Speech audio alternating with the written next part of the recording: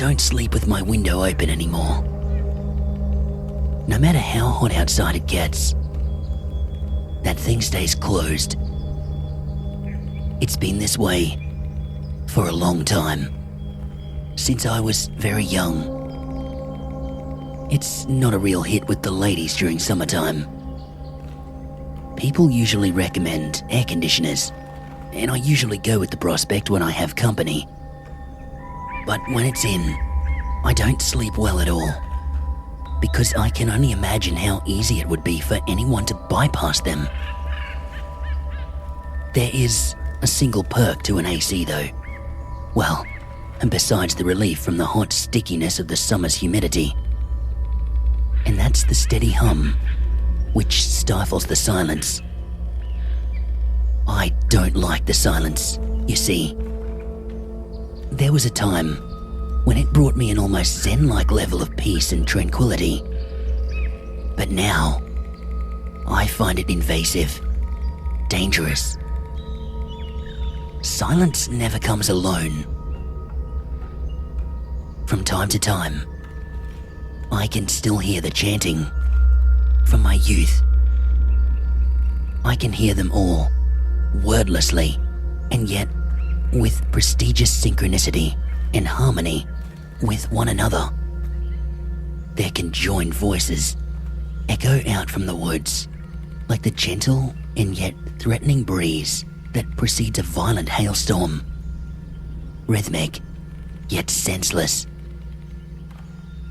It never went away, and yet I know they've all moved on or died. I know this is all very well. When I was about 9 years old, my dad and we lived in this old rented 2-family apartment house in a town called Bridgewater. We lived on the bottom floor. The second floor, it wasn't used. It was recently vacated by its prior residents. It was a very quiet neighborhood, very suburban, and with plenty of woods. Behind our house, there was a backyard that proceeded into a large forest that spanned for miles out. I used to play in the forest. My dad and my mother were recently divorced, so there was just the 3 of us living there. Me, my dad, and the dog Cash. He was named after the late country singer Johnny Cash. He was an old Scottish terrier. You know the type, ankle biters, with those really ugly bearded faces. They got him as a pup when I was still in diapers, and he was my lifelong friend.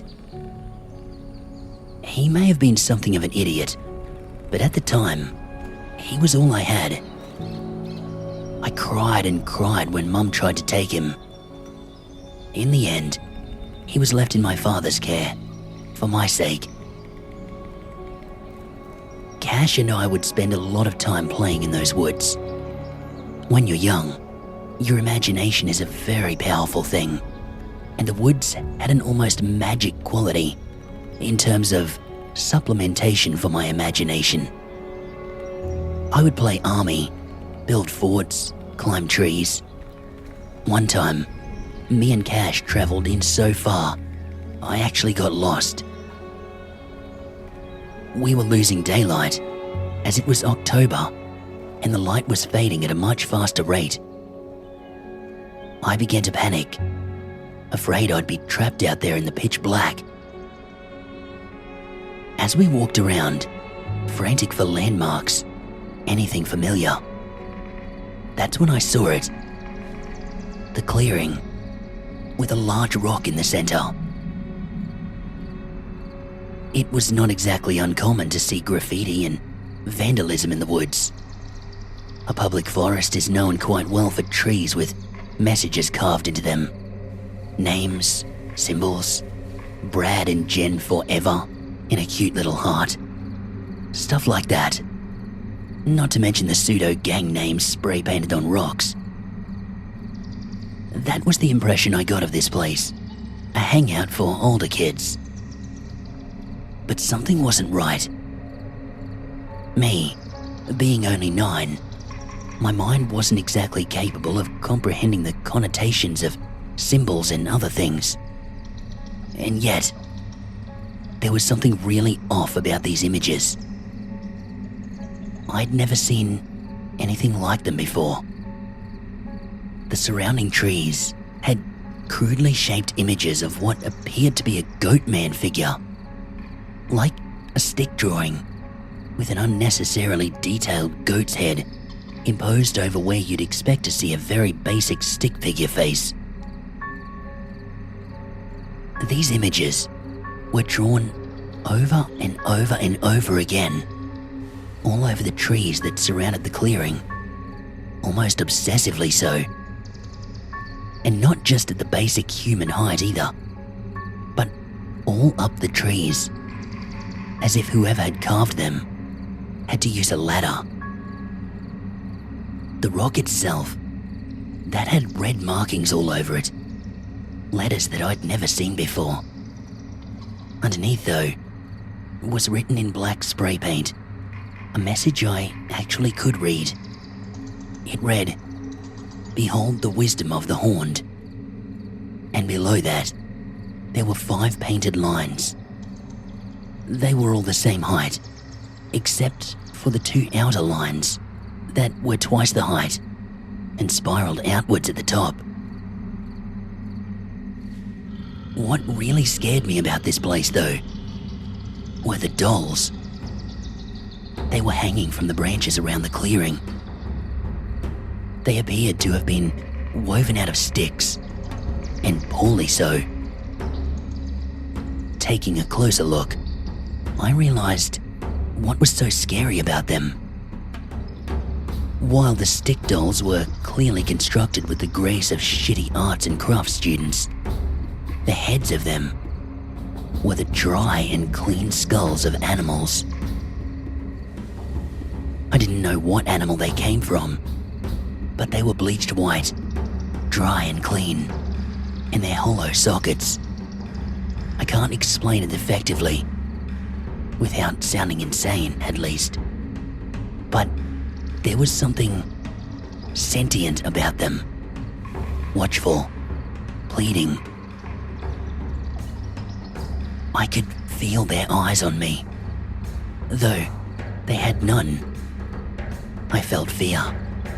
Not my own fear, mind you, but something, an aura of emotion that made absolutely no sense.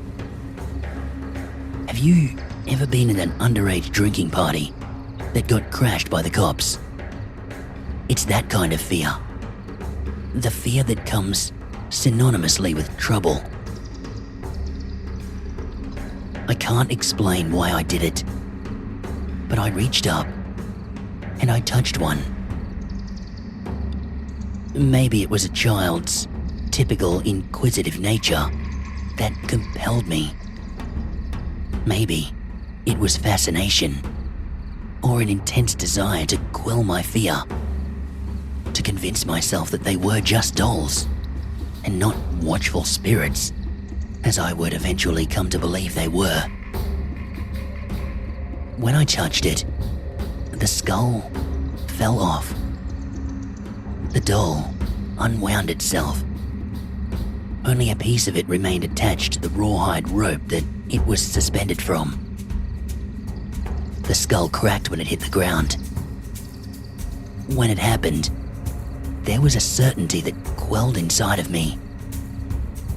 As naive as a 9-year-old could be, there was also a certainty that remained, and remains in me to this day.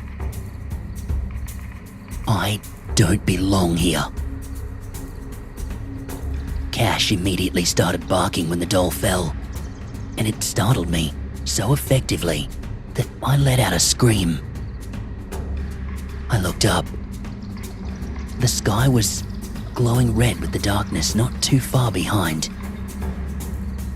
The sun was going down, and I had to get out of there. Cash was staring at me, black eyes wide open, tail wagging violently. He was barking at me, insistently. He began to growl at something. Maybe air, maybe ghosts. When I approached him, he turned and ran. Cash was my only companion in this unnatural place, and I would have been damned if I was going to let him betray me to solitude here. So, I gave chase. I ran for my life. The last thing I saw before I chased after Cash was something that really messed with me. All the other dolls that were hanging when I first arrived, they were dangling, some even spinning lazily in the breeze. And yet, as I ran after Cash, I saw every single doll on the site were completely stationary, staring and facing me directly. I was dismissive of this detail, as I was more afraid of being alone. I never let Cash out of my sight. He led me straight home. I never loved my dog more than when I realized what he had done for me. Dogs are never lost. They always know the way. Before I went to bed, I told my dad what I saw. He laughed it off and told me it was just teenagers being punks, that I should just let it go. I found that comforting and was almost willing to let it go. I even fell asleep without any trouble. That night was when I heard it for the first time. The noise that haunts me to this very day. I woke up and I could hear noise coming through my window. I got up and looked out to listen closer. That's when I realized it was chanting. Voices, dozens maybe. They were coming from in the woods.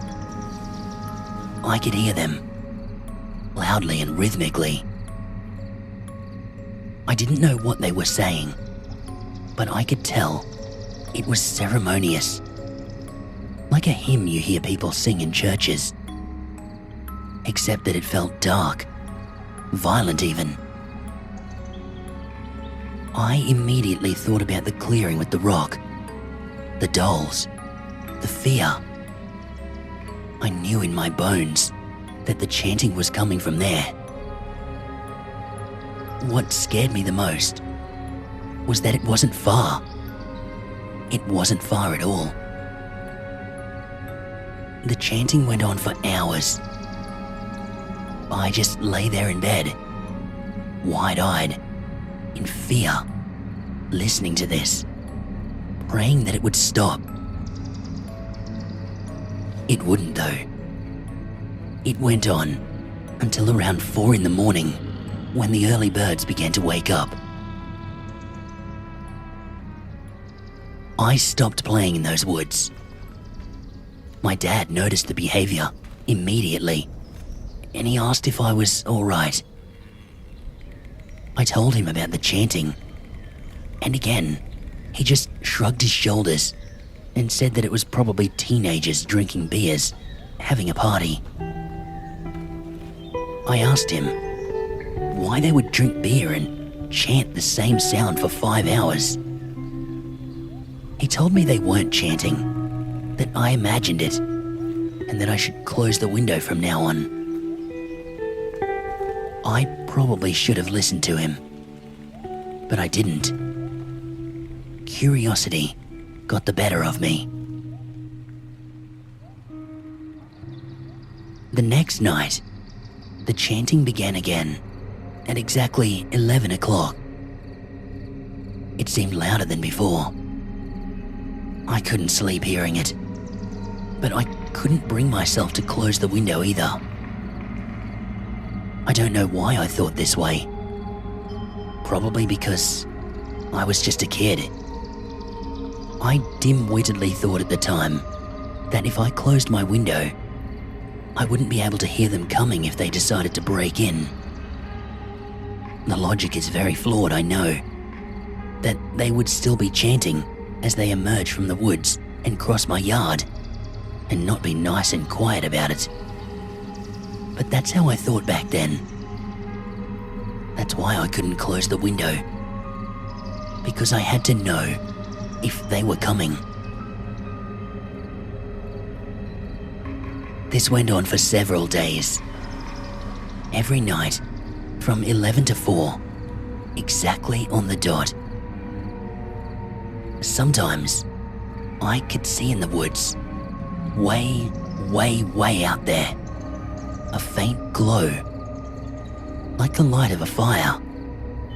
But it was so faint and far in between that I didn't know whether to acknowledge or dismiss it as a trick of my own eyes. Other times, I would successfully fall asleep due to exhaustion, only to wake up several hours later in a panic, still able to hear it. I asked my dad if Cash could sleep in my room on the third night, and he said that'd be fine. It felt better, knowing I had the dog to keep me company, while I could still hear that noise. And better yet, if I could hear them coming, he would too, and then be a dog about it and start barking out the window at them. I anticipated a good night's sleep, and even felt a bit silly for not thinking about this solution earlier. I fell asleep at 8 with Cash sleeping at the foot of my bed.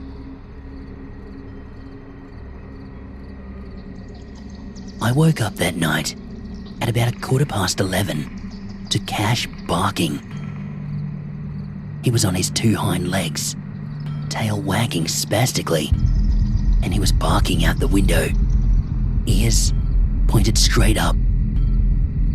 He was barking, growling, howling out the window.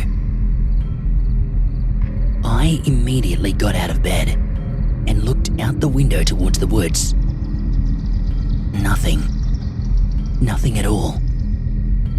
Cash was very agitated though, growling and looking at me, then back out the window and barking. The chanting was still going on, same as the last couple of nights. I remember feeling uncomfortable that Cash was barking at the noise, that he was in danger of getting their attention. I tried to calm him down. That's when my dad came in. He stumbled in groggily and picked up the dog and turned to walk out the door with him, mumbling about him shutting the hell up. I called his name, but he was in a very sleepy state. He was practically dead on his feet. I screamed at him, "Dad, the woods!" That got his attention. He turned around and walked up to me, looked out the window, and then back at me. "This again?" he mumbled. "Look, boy, it's just your imagination." "No, listen, that's what Cash was going crazy about. There are people singing in the woods. Just listen." He looked carefully out the window. Cash was growling in his arms as his head turned out the window. I listened too, but there was nothing. No sound. Total silence. I couldn't believe it. Could this have just been a coincidence? My dad told me to go to sleep, and he left the room, mumbling insults at Cash. The silence chilled me far more than the chanting ever did. At least when they were singing their malicious hymns, there was a sense of distance between them and me. But right now, I know they're out there, but I don't know where. I had no bearings whatsoever. What was even worse, what wrought unprecedented terror upon me, was that There was no nighttime ambience in those woods. No crickets. Evenings brought them out in droves this time of year. And when they were chanting, I could still hear them. But now, it was quieter than a bone-chilling winter night. Pure silence. How long did I stare out the window at those woods across my backyard? I have no idea. But when I woke up the next day, I was still sitting in the chair I planted right by it. That morning over breakfast, I insisted that there really was chanting out there. But my dad was not hearing any of it. He put his foot down and told me that he won't hear any more of this, that I need to grow up, take responsibility, and stop being so afraid all the time. You know, typical tough guy dad shit. I didn't even bother trying to bring back up the lack of crickets, knowing full well that he'd have made up an explanation for that as well. So I just kept quiet, and I ate my breakfast. Later that day, I was waiting for my mum to pick me up at the end of my dad's driveway to bring me to my grandma's house, where she was currently living. It was Friday, and my mum had me on weekends. As I was waiting there, a large black pickup truck passed by the house very slowly. It came to a stop right in front of me. There were two men in the truck, older, about my dad's age. At first I thought maybe they were friends of his, but this thought didn't last. The driver rolled down his window and he looked at me. He was bald and he was wearing abnormally slim sunglasses. He was smoking a thin cigar. I remember the strong scent of it. He looked at me as if he was sizing me up, investigating for a moment, until finally he smiled at me, reached over and hit his friend on the shoulder and pointed me out to him. He too was bald and wearing the same sunglasses. They said something to each other, and then the driver looked back at me with a terrible smile and drove away, waving slowly at me as he did so. They passed by me 3 more times before my mum finally picked me up.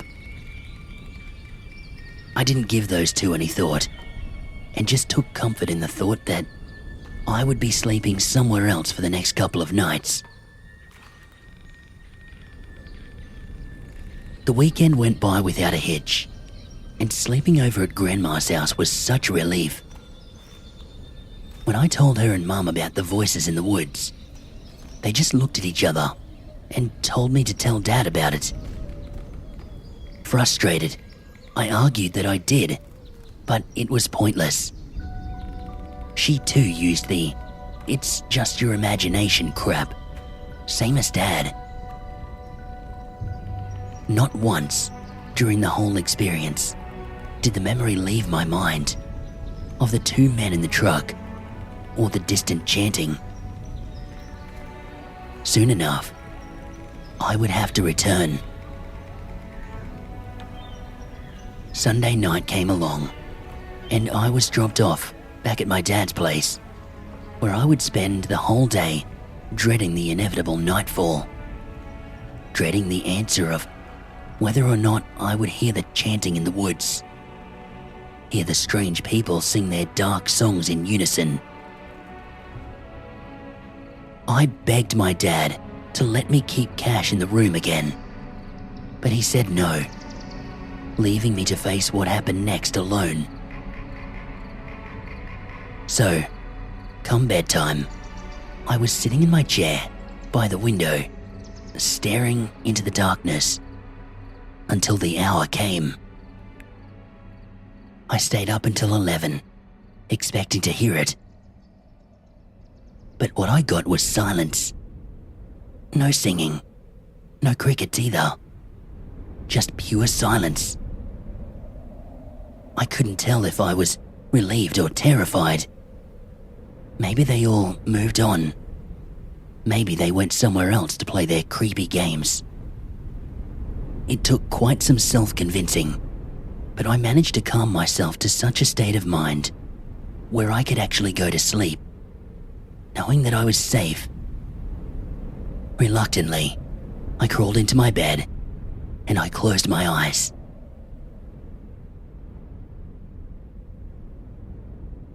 I woke up in a start to the most messed up thing I had ever seen. It was surreal. The image of it. Every time I sleep, I see it. My brain immediately surged itself into full function, beyond consciousness, and straight into full-fledged fight or flight mode as a cold, rough hand forced its way over my mouth and shoved my face into my own mattress. I felt a body much larger than my own bear down on me. I felt the jagged kneecap ram itself directly into my stomach as I was then pulled out of my bed and wrestled into a standing position.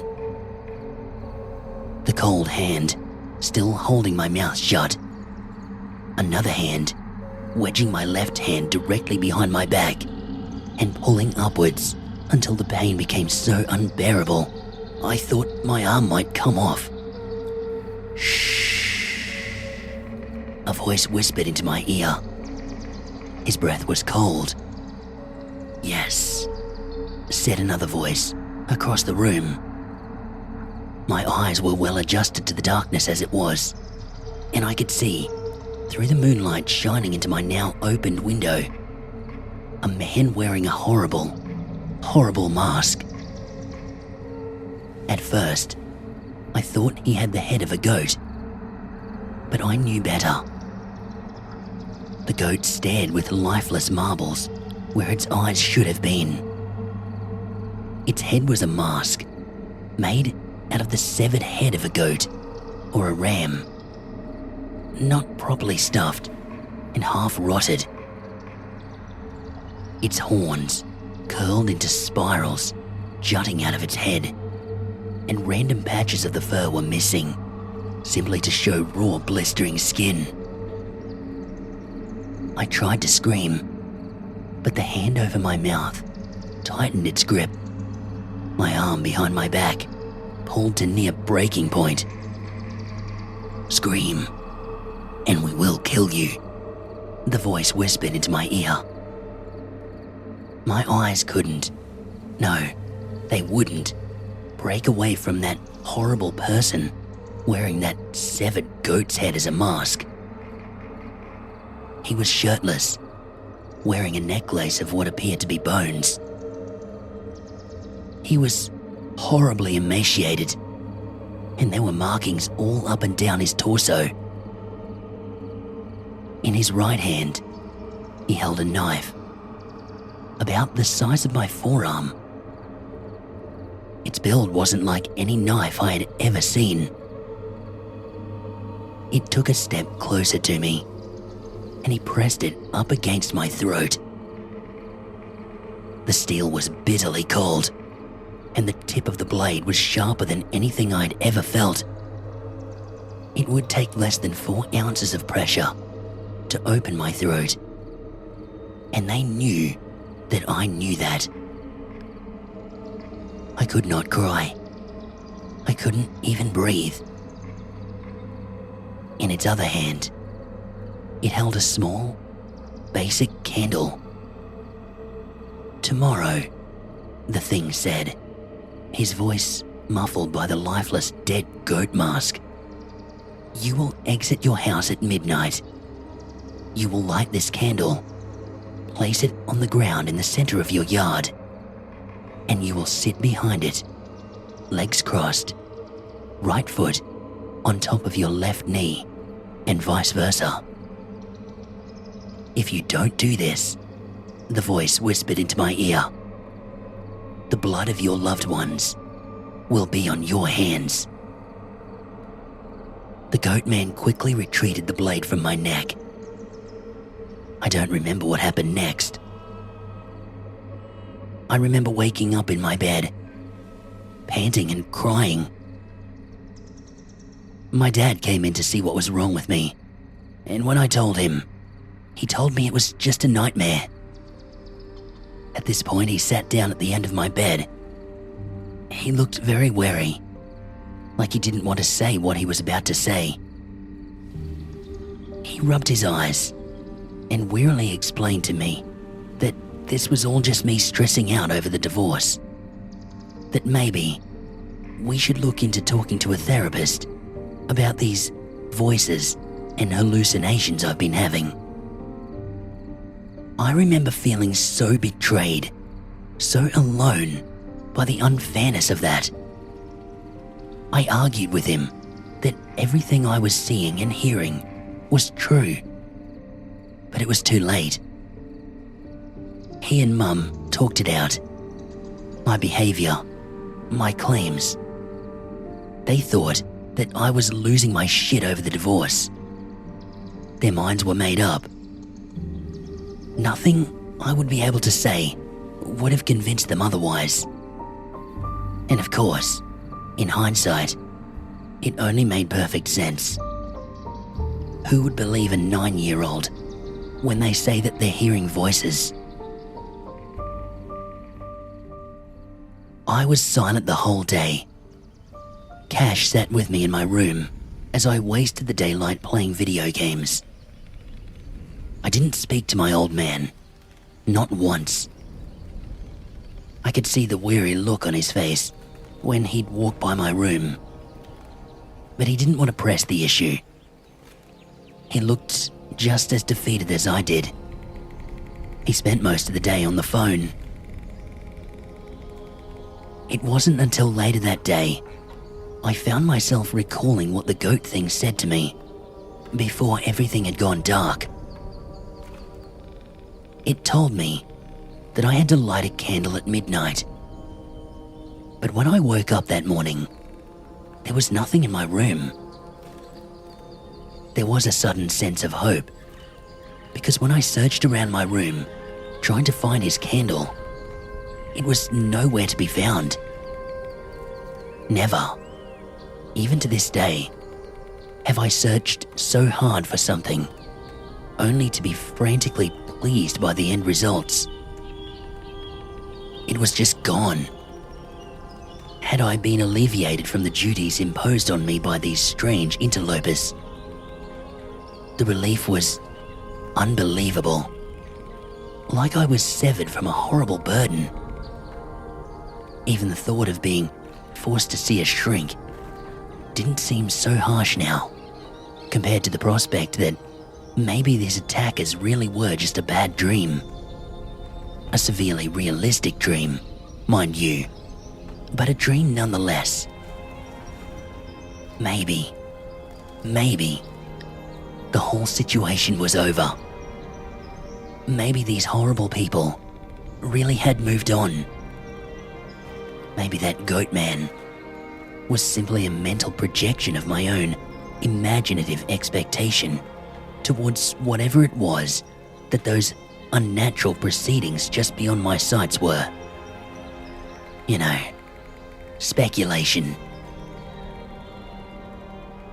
Nightfall came, and for the first time in a week, I felt no fear at the prospect of it. That felt good, like things were finally going back to normal. But I was wrong. I was so very wrong.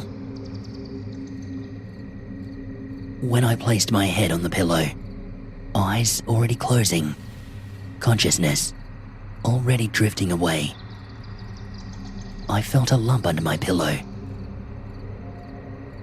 Curiously, I reached down there and I felt something long and smooth.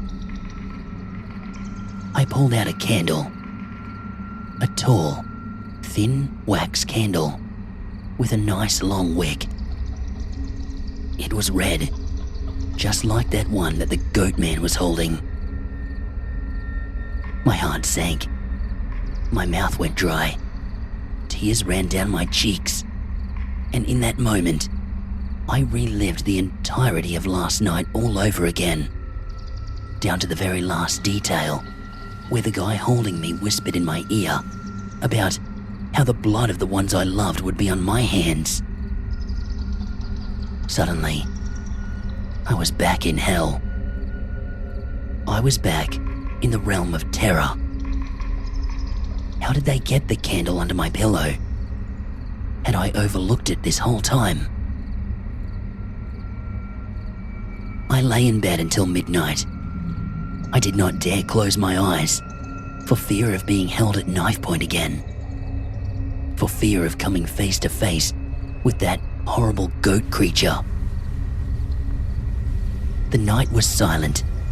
No crickets, no birds, nothing. Dead silence. I could see that it had turned 12:01. The memory of that goat mask in my mind, uttering its instructions to me over and over. Go outside, light the candle, sit behind it. Do it, or the blood of my loved ones will be on my hands. At the time, I didn't know what it meant to have blood on your hands. The following day, I would learn exactly what it meant. Around 10 minutes in, I mustered up the courage to walk over to my window and look out of it. What I saw choked me on the spot.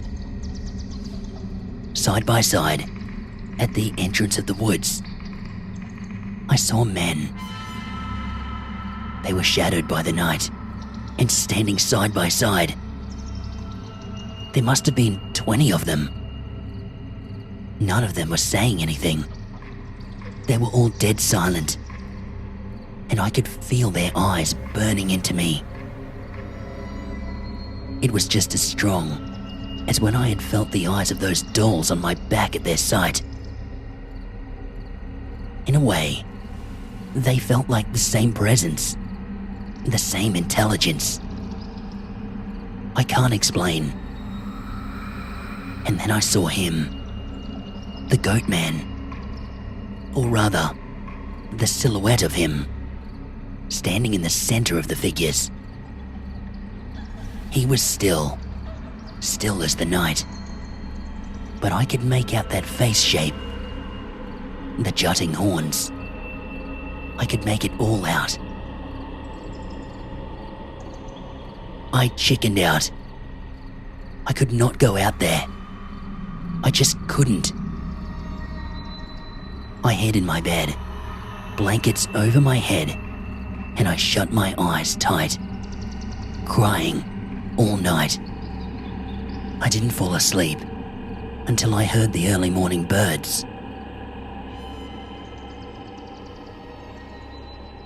I was awake by 11:30. Shortly after breakfast, I heard my dad shouting in the front yard. I went out there to check and see what was happening, what it was that had him so upset. As I went out the front door, I could hear him more clearly. I could hear pain in his voice. A knot formed in my throat, and a harrowing sensation crawled across my skin. I was not ready to learn about the events that had transpired. And that was truly the scariest part. The moment before actualization. These people had mentioned blood on my hands. I didn't know what it meant, but I had a very vague idea that it meant my family getting hurt. I thought they got my dad. When I got to him, I saw that he was on his knees, crying. Cash was killed. He was hit by a car. "Son," my dad cried out, as he turned to hug me. "It's okay." He quickly led me back into the house, away from Cash, away from my best friend. The last thing I remember seeing as I was brought into the house was a large pickup truck driving by slowly.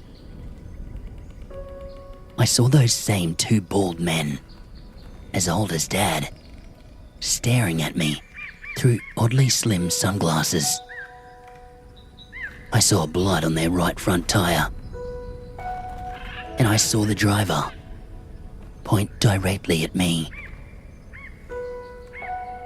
Cash's death was my fault. As I said it out loud, my dad held me tight and said with a stone-cold certainty that this was not my fault. That sometimes these things happen. He told me exactly what you would expect a father to tell his kid when their pet is killed in a random and seemingly pointless accident. But I knew better. The people in the woods had killed Cash, and it was all because I didn't do what they said. It was because I was a coward. His blood was on my hands, just as they said it would be. When I went into my room to cry, I saw outside my window a man in the center of the backyard. A man with no shirt on. He was wearing a mask made out of a severed goat's head, hollowed out on the inside.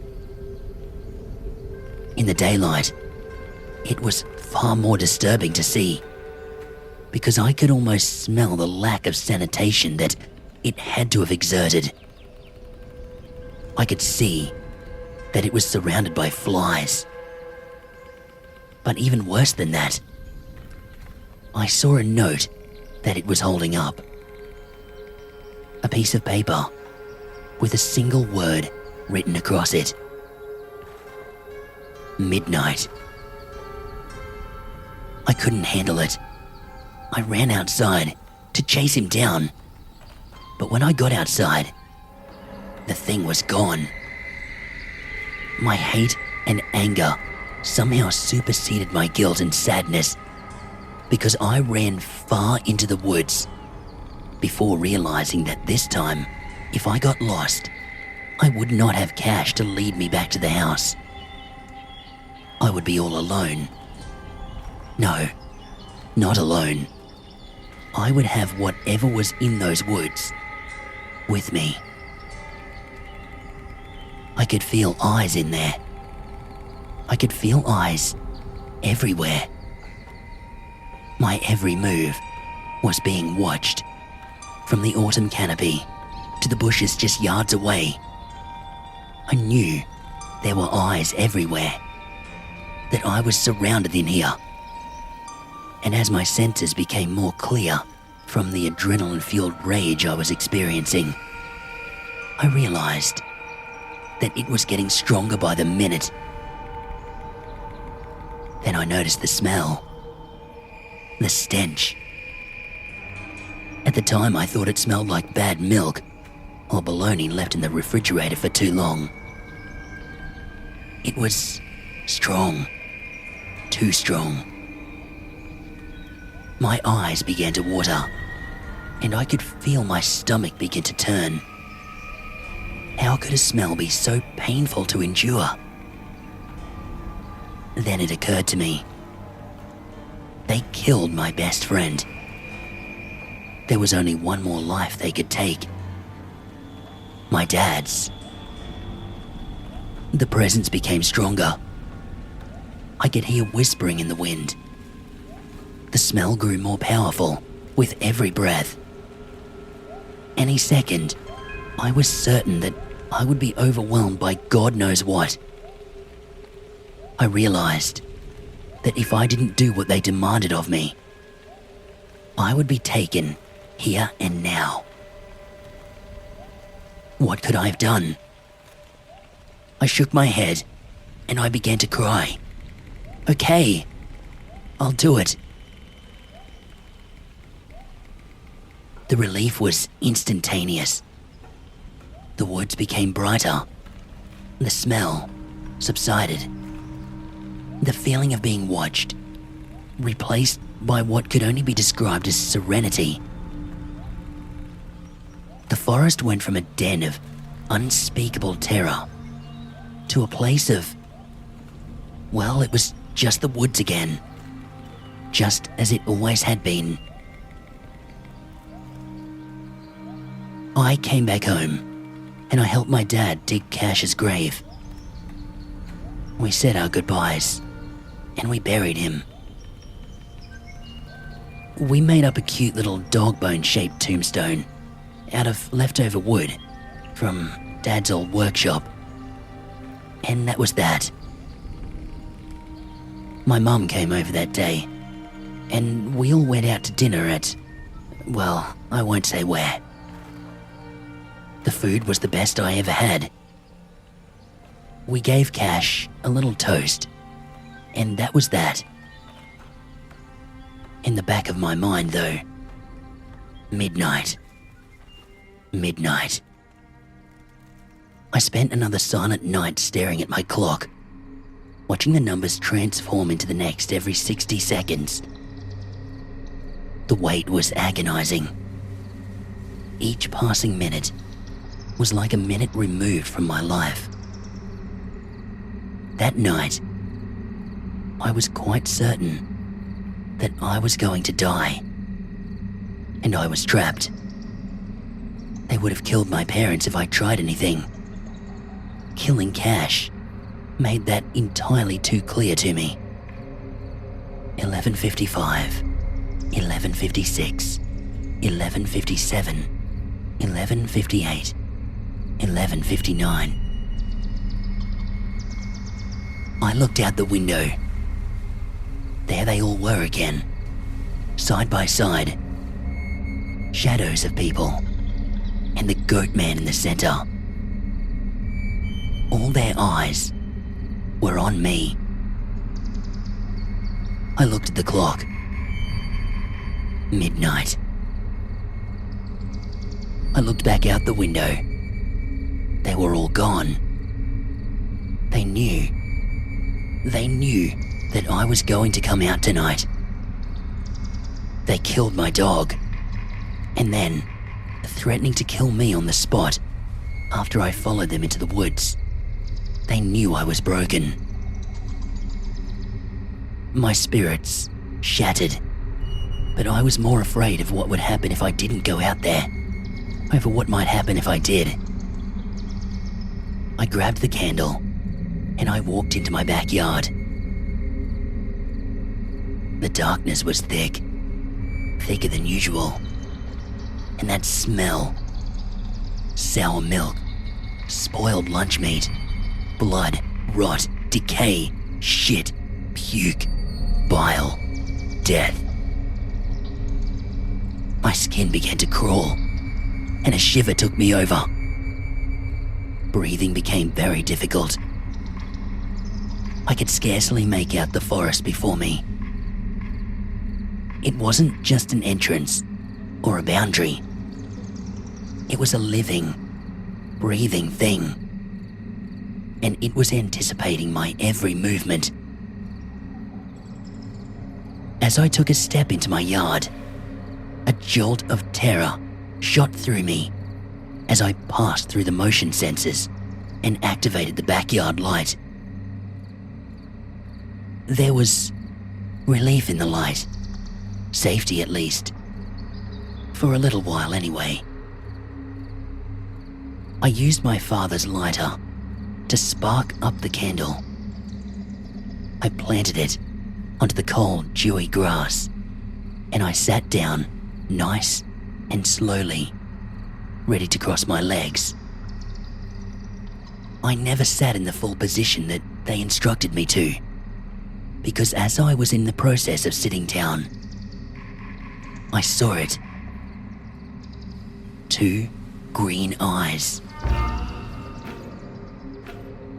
Have you ever been outside and shone your light directly on an animal's face, way off in the distance in the dead of the night. At a distance where it was too far away to make out what it looks like, but not far enough for their eyes to not catch and reflect the light. This was exactly what I saw, except it seemed to be too high above the ground, higher than a coyote's height, higher even than a human's height.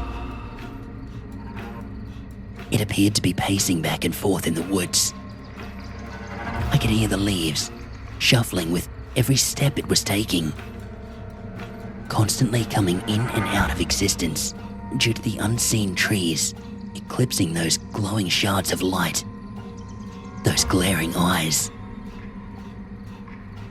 They must have been reflecting off the backyard light. I could hear it breathing. It sounded painful to me.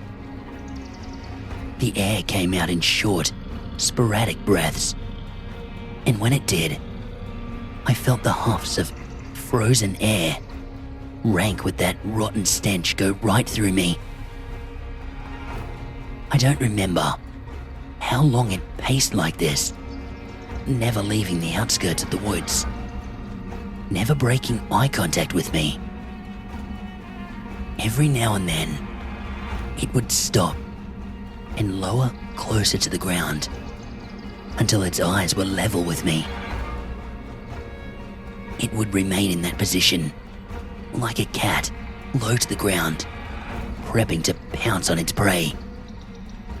It would only stay in this position for around 10 seconds at a time, before it would rise back up and pace some more.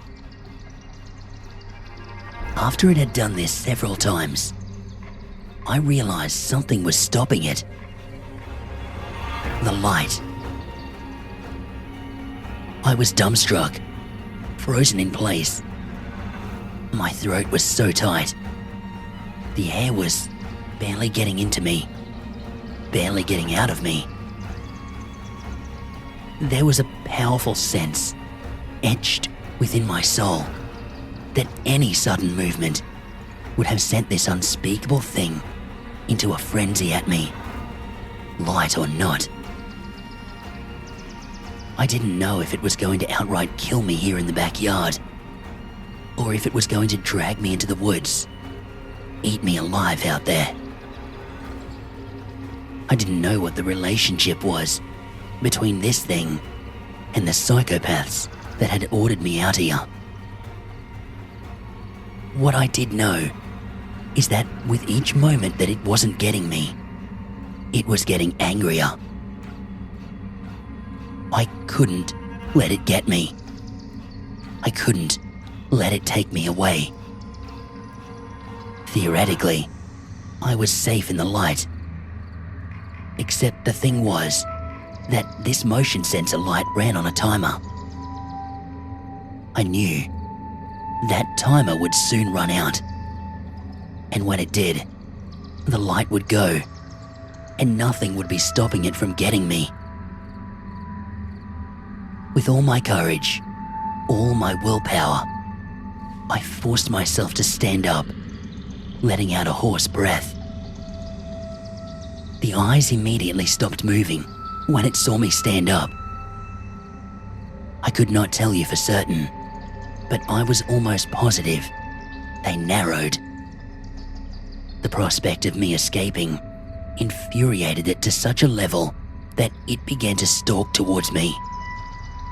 I could tell it was moving forward, threateningly, showing a willingness to brave the light. I took a step back, and when I did, it took a swift step forward. I could almost see its shape. Tall, thin, bony, too dark to distinguish any specific features. Except, well, it had horns. Large, curled, spiral-like horns. Or at least, it looked as though it did. I don't remember running back to the house. I don't remember making it inside. I don't remember anything after the point where the light shut off. It was sudden, as if death caught me. The timer was up. The light shut down and enveloped me in darkness. I recall hearing it scream. It sounded like a child denied its toy. Or was that me? When the light died, I just ran. It was hours later when I came to my senses. My dad was holding me. My mum was there too. I was crying. Later, they would tell me that I was screaming, "Don't let it get me," over and over again. "Don't let it get me."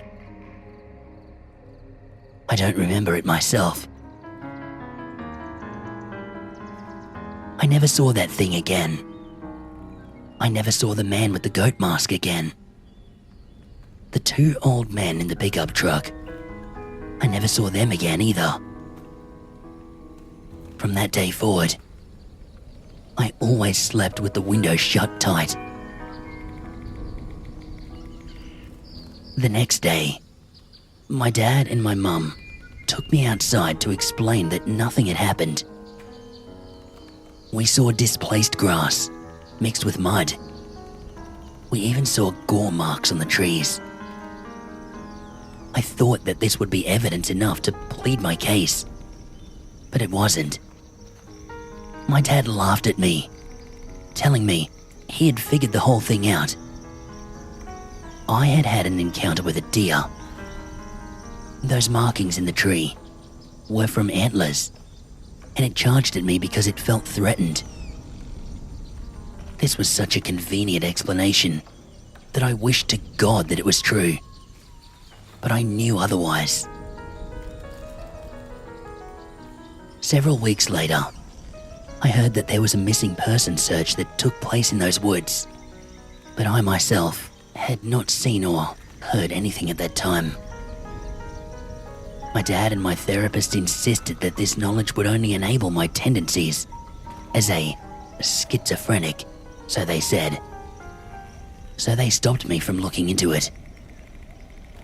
Yeah, I was diagnosed with paranoid schizophrenia disorder.